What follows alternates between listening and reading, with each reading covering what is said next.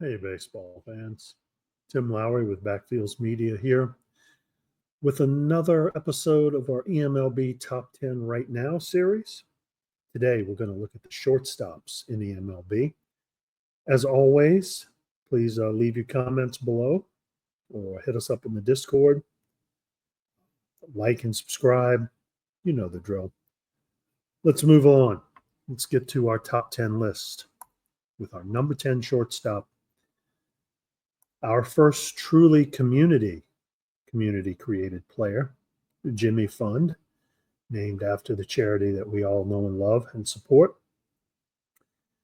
Jimmy last year had his first full major league season, hit 272, 345, 384 for a slash line.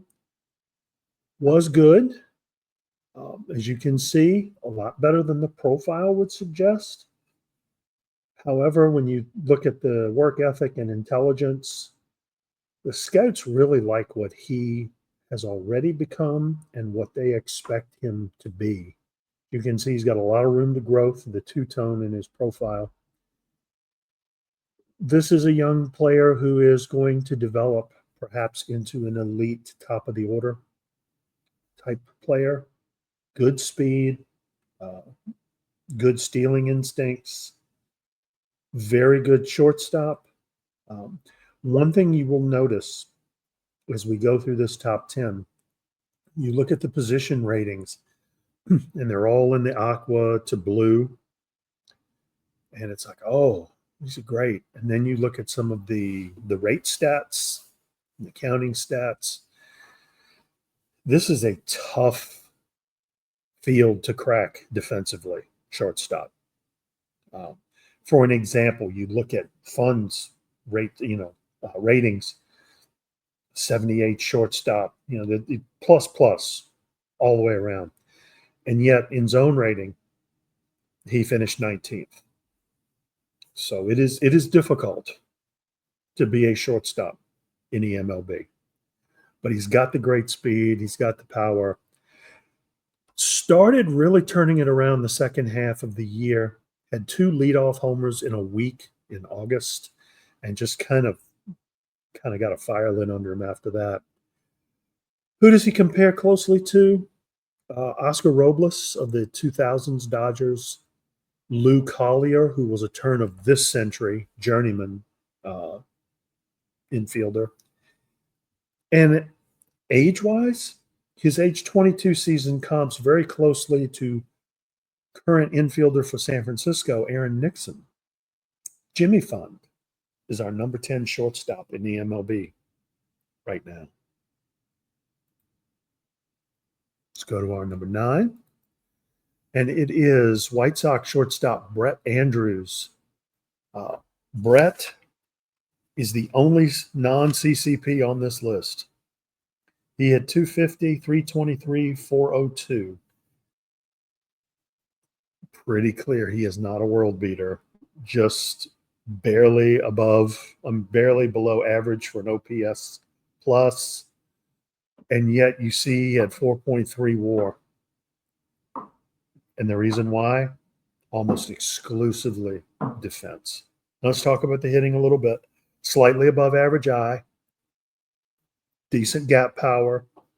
The rest of his game, again, he's not going to win any batting titles. The speed is excellent. More as a base runner than a stealer of bases, if you will, but is close to elite when it comes to running the bases. It is the defense that marks him.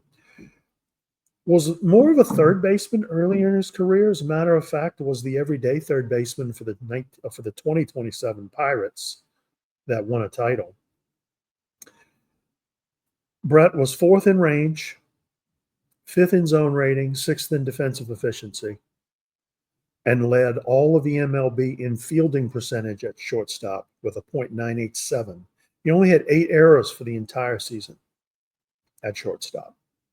Really impressive. Was probably defensively was defensively their best infielder on that AL championship run. He comps to Itzhak Paredes and CCP Asius Dudley. Brett Andrews is our number 9 shortstop in the eMLB right now. Let's go to number 8. Number 8, we've had some good defensive players. And now we have a guy who's more in the aspect of, hey, I can hit. Darius McKenzie, 272, 353, 453 slash line, a WRC plus of 123, had 28 homers and 74 RBIs. A plus power hitter, great contact, had a BABIP of 301, and it usually is around the 300 mark. So this is not a surprise batting average for him. What you saw last year is pretty much what you are going to see every year.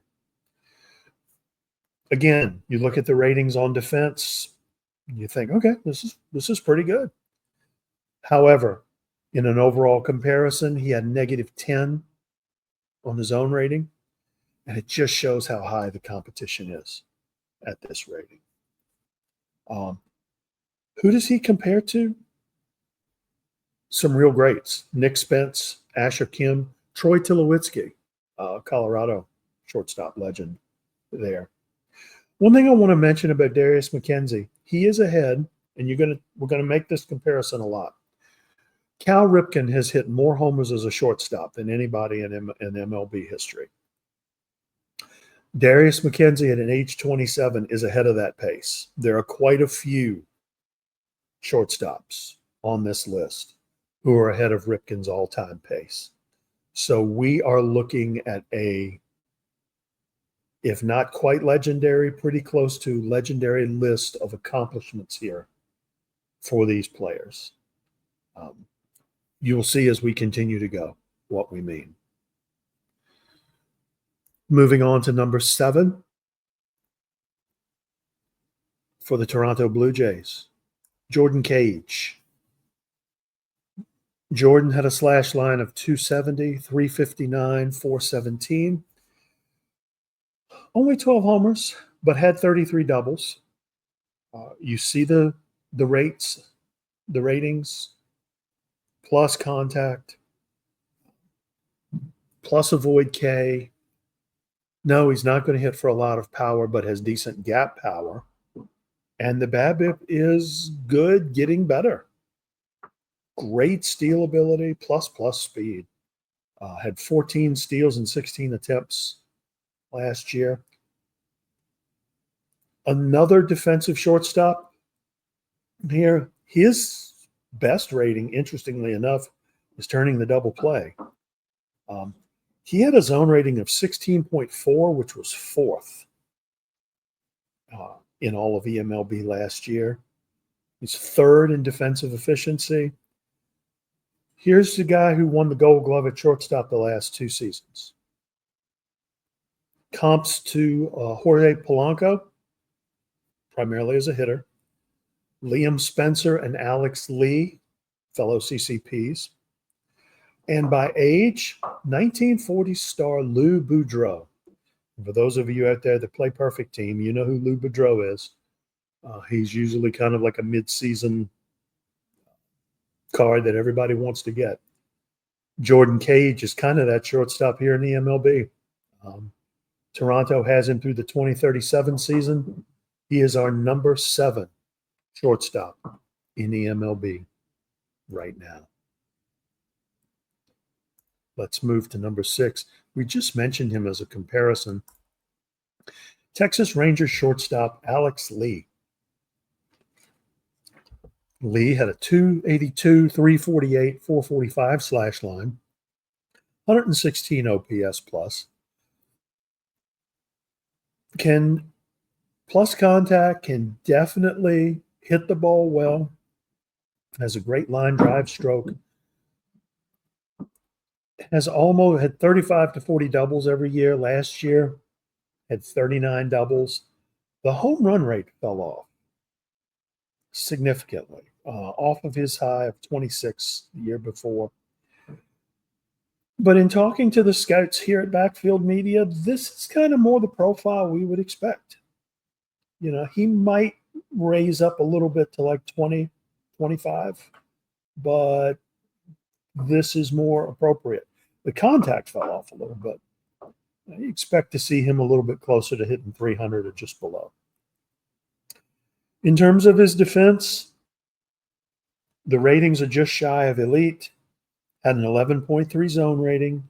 He was 8th in the eMLB as a shortstop. He was tied for 14th in defensive efficiency. 4th straight year of 20-plus steals. And Texas has used him quite well in that role. Has the sense to go when it makes sense. Has a success rate of over 75%. Really good all-around player. Would love to see him get a little bit closer to what he did in 2029, but even this is incredible. He is the number 6 shortstop in the eMLB. He compares to Liam Spencer, Jordan Cage, also Marcus Giles, who's more of a second baseman but had the hitting profile that Alex Lee had. His age 24 season compared to Jose Reyes, back when Jose was all the rage in baseball. Alex Lee is our number 6 shortstop in all of eMLB right now. Now we go to our number 5, and it is Nick Spence. Spence had a slash line of 262, 362, 536, 142 OPS plus, above average power, good gap power, phenomenal shortstop, great speed, had 38 steals last year, really most since 2024. Considered highly intelligent, makes the most out of an above average hitting profile, which is to say he is authoritative, hits really well, despite the fact that he is a pull hitter and has a average BABIP, still manages to make solid contact most of the time, does not get fooled. The defense is where he shines. He's got great range, only had 10 errors last year. And despite the fact that a lot of his ratings are on a par with some of the guys we've already seen who did lesser, he was 7th in both zone rating and defensive efficiency among shortstops. This is a good all-around player. I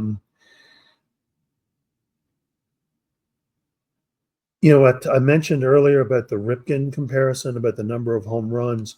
And, of course, Spence kind of falls into that because this is almost like a carbon copy of Ripken here. At this stage in Ripken's career, he had 207 home runs. Nick Spence currently has 257. So he's ahead of him by 50 at age 28. More than likely going to surpass the legendary Oriole shortstop. Will he be considered the best Oriole shortstop of all time? I guess that's really the only question left. Spence compares to Darius McKenzie, who we just saw, Troy Tulowitzki, Asher Kim, Dan Uggla, and by age, it's Darius McKenzie is who he compares to. Nick Spence is our number 5 shortstop in all of baseball right now. Now we come to our number 4 shortstop, and it is from the Los Angeles Angels, Tom Kazansky. Kazansky hit 301, 366, 593, 47 homers, 112 RBI. This is a tremendous power bat. He is here for his offense. You see the defensive ratings and you're like, okay, that's doable. When it came to zone rating, at 57th in zone rating among guys who had at least 20 games at short. So let's focus on the hitting. Above average contact, extremely good power. The Iceman is this 47 does not feel to be an outlier. I see him, and he's only 24. I see him in the 40 to 50 range, especially with the current eMLB model. When we expand in a couple of years, just going to be more pitching woes coming into the league. He could have a phenomenal season. He will be like right in his prime in an expansion year. He could be something else. His strikeout rate has dropped every year. He's won 2 of the last 3 Silver Sluggers at short. Was a top 10 player in 9 different offensive categories, not just among shortstops, among all of the eMLB. This is a feared hitter in this league and has a huge future. Who are the comparisons? Alfredo Espinosa, a slugging second baseman for the Orioles, and Nick Spence, who we just saw. Tom Kazansky is our number 4 shortstop in the eMLB right now. Now, come to number 3, and it is Asher Kim. Kim had a 283, 366, 513 slash line. This is the first season since his rookie year that he hit below 300 and still had a WRC plus of 138. He's a tremendous defender, very sure-handed, almost an elite defender, has plus power, great contact and avoid K. This is a guy who will hit.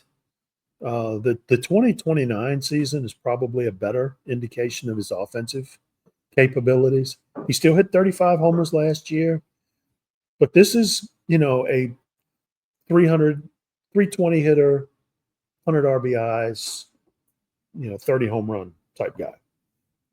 Phenomenal. Great contact. He too is ahead of Ripken's pace. He has 1,307 career hits right now. He could, if he has a great year next year, he would be sitting at the end of his age 28 season over 1,500 hits. So it feels like a lock to hit 3,000. He was second in zone rating with an 18.24 and also in defensive efficiency with a 1.111 defensive efficiency. Asher Kim can do it all.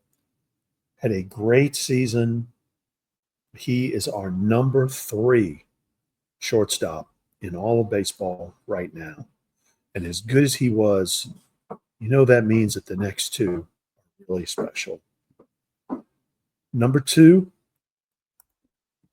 from the Philadelphia Phillies, Neil Caffrey. 336, 438, 490. Sweet hitter. Just a beautiful swing. Makes great contact. Hits line drives everywhere.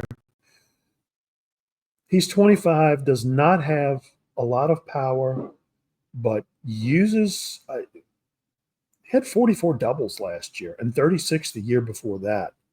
So the gap power, probably better than what we're rating it as. He is really great. I love this batting profile. Speed, a little above average. Better base runner than base stealer. You can see he only had 5. But it is the defense that makes him special. Before I turn to that, though, one other thing I want to mention. He had 98 walks and still managed to see only 3.91 pitches per plate appearance. This is a free swinger. Guy who gets up there and knows what he wants to do and made the most of it last year, hitting how he did. Our scouting department feels like he is the best defensive mechanics, one of the best shortstops probably in the game's history in terms of defensive mechanics. A lot of superlatives come to mind when we talk about him, when we watch his film. Had a 17.5 zone rating last year, finished third. He was seventh in defensive efficiency. And it's no surprise, right? He's a Philadelphia Phillies. They prize their infield defense. They love their ground ball pitchers. These guys get a lot of work. And Neil Caffrey does all of it extremely well. Last year was really a breakout season for him. Look at how he cut his strikeout rate down from 151 in his first full year to 93 last year. Tremendous amount. Also raised that walk rate up. He's going to be one to watch. He's got a lot of room to grow still. You see the two-tone on his chart. Batting average could just get better. Will likely compete for some batting titles in his near future. It's a crowded field up top there. But Neil Caffrey, with his all-around play, is our number 2 shortstop in all of the eMLB right now. And now that leaves us with our number 1 shortstop in the eMLB. And it is Miami Marlins legend, already a legend, Red Ditt. There are some people who will tell you that he is the best position player in all of the eMLB right now, and he is certainly in the conversation. 279, 370, 501 slash line, 26 homers, 100 RBIs, and had a bit of a down year, despite the fact that he was one of the primary reasons that Miami went to the playoffs last year. He and EVC kind of locked down that side of the infield, signed a huge extension, will be a Marlin through 2039, and has earned every penny. You want to talk about defensive efficiency, zone rating? This guy led in both. It's phenomenal shortstop defensively. A bit more of a, he's not your prototypical shortstop. Does things in the field that you wouldn't necessarily teach an up-and-coming star, but is just so good athletically. Extremely adaptable, fast, 47 steals to go with the 26 homers. This is a guy who could potentially put together a 40-40 campaign at some point. Plus contact and power. Finished third in MVP voting. Hit 4 grand slams last year. There's a ton of trivia out here about him. And Red Ditt is one of the better players in baseball and has one of the coolest CCP creators. His top 9 in comparison, all CCPs, but nobody is more than 87% in comparison to him. Red Ditt is a true one of one. If you compare him by age to anyone, it probably won't surprise you that it's Alex Rodriguez who he compares most closely to. Already a legend at the age of 24 and has more than enough room to grow. Red Ditt is our number 1 shortstop in all of eMLB right now. Please put in the comments what you think we got right, what we got wrong. Remember to like and subscribe the video. Also, come join us on Twitch at the link you see there every Tuesday and Thursday night as we get ready to start the 2031 season. We'll start at 7 o'clock Eastern those 2 nights. Sunday mornings at 10 for Coffee with the Commish. You can also hit up the eMLB Baseball Universe YouTube for all of the updates there. Such a great league. We look forward to seeing you there. I hope you make it. We've got one more top 10 video, and it will be our center fielders. And until then, I'm Tim Lowry with Backfields Media. Hoping you have a good rest of your day.